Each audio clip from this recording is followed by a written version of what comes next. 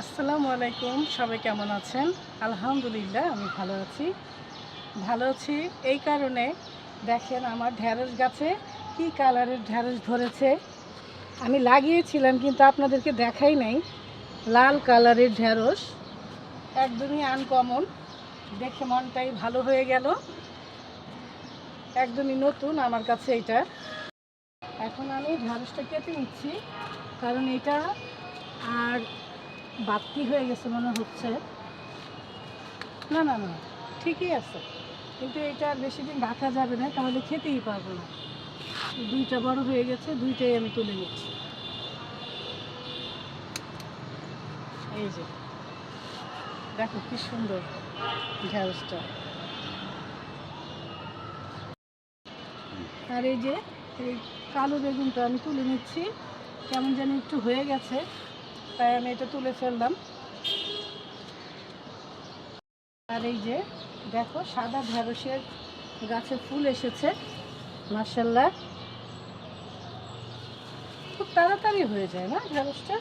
হয়ে গেছে এই সাইডে একটা কত লম্বা হয়ে গেছে, তাই আমি একটু কেটে নিব। এটা কেটে দিয়েছিলাম, সেই দিনই কেটেছি।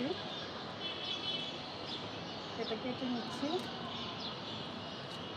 দেখো কত লম্বা। এগুলো একটু কেটে নেই, খেতে ভালো লাগবে।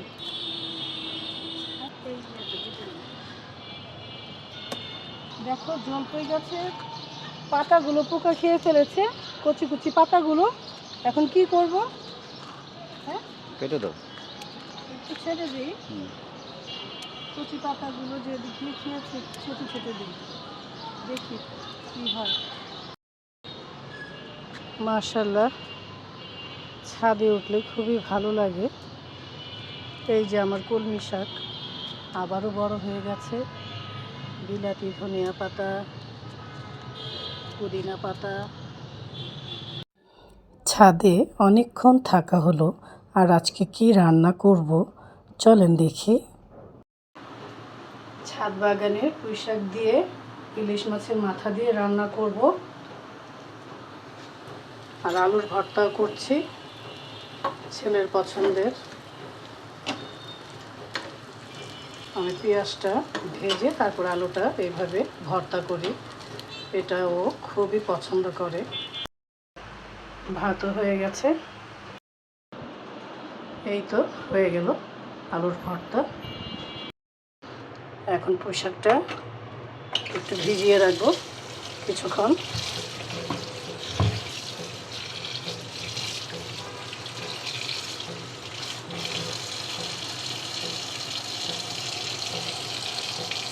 ইলিশ মাছের মাথা আর লেজটা দিয়ে আমি পুঁই শাকটা রান্না করব।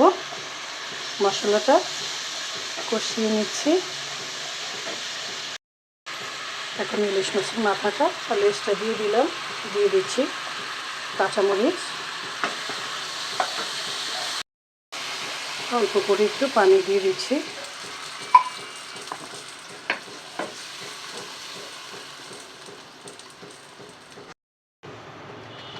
এখন শাকটা দিয়ে দিচ্ছি, ছাদ বাগানের একদম ফ্রেশ তাজা তাজা পুঁই শাক।